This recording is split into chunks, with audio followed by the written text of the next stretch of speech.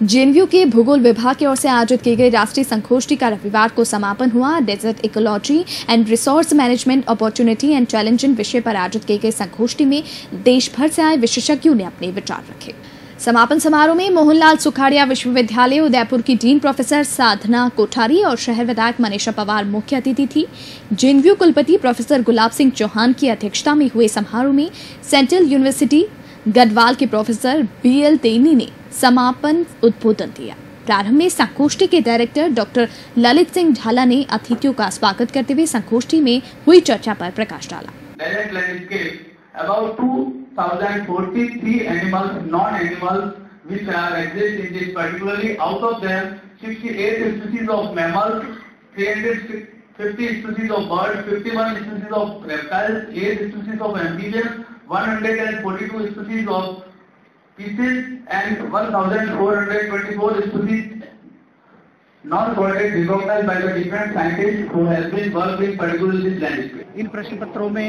ज्यादातर डेजर्ट की इकोलॉजी और उस पर प्रभाव पड़ने वाले संसाधन, मुख्य तौर से प्राकृतिक संसाधन, मानवीय संसाधन, इन संसाधनों का पर छात्रों ने बढ़ चढ़कर हिस्सा लिया है और कई पेपर तो इतने अच्छे हैं कि वो प्रशंसनीय है। इसमें इनॉग्रल एड्रेस में बरकतुल्ला विश्वविद्यालय के प्रोफेसर हनुमान सिंह यादव ने अपना ओजपूर्ण भाषण दिया और सब लोगों को ये एहसास हुआ कि भूगोल एक ऐसा विषय है जिसमें प्राकृतिक संसाधनों के संरक्षण, उनका समन्वयन और विकास के लिए पर्याप्त विकास की सुविधाएं हैं और इसके तहत ही हमें विकास करना चाहिए। इसके तहत विशेष तौर से जलागम प्रबंधन, कृषि प्रबंधन, उत्खनन,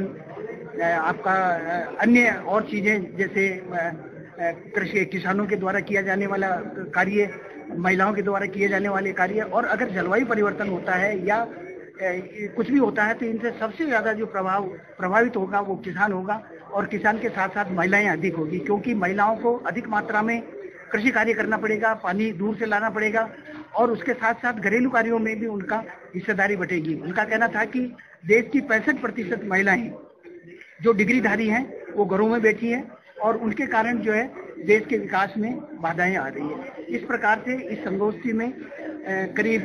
अभी 20-25 पेपर पढ़े जा चुके हैं और अभी और पेपर पढ़े जाने हैं और इन्हीं पेपर्स के आधार पर इसमें अंत में एक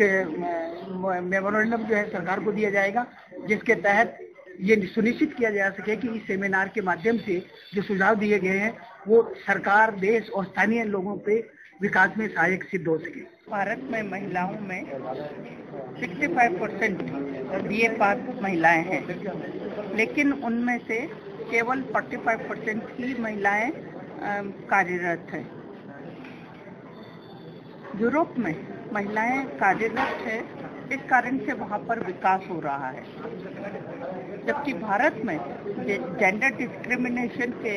अंतर्गत महिलाओं को कार्य नहीं किया जा रहा है, विकास में उनका योगदान नहीं रह रहा है, जिसकी वजह से जिस तरह से यूरोप में विकास हुआ है वैसा ही विकास भारत में भी हो सकता है यदि महिलाएं भी उसी तरह से कार्य करें जिस प्रकार से पुरुष कर रहे हैं। दोनों की अगर भागीदारी रहेगी तो निश्चित तौर पर आर्थिक विकास हमारा देश का होगा, क्षेत्र का विकास होगा और हमारा क्षेत्र हर संसाधनों का भरपूर तरीके से उपयोग कर पाएगा।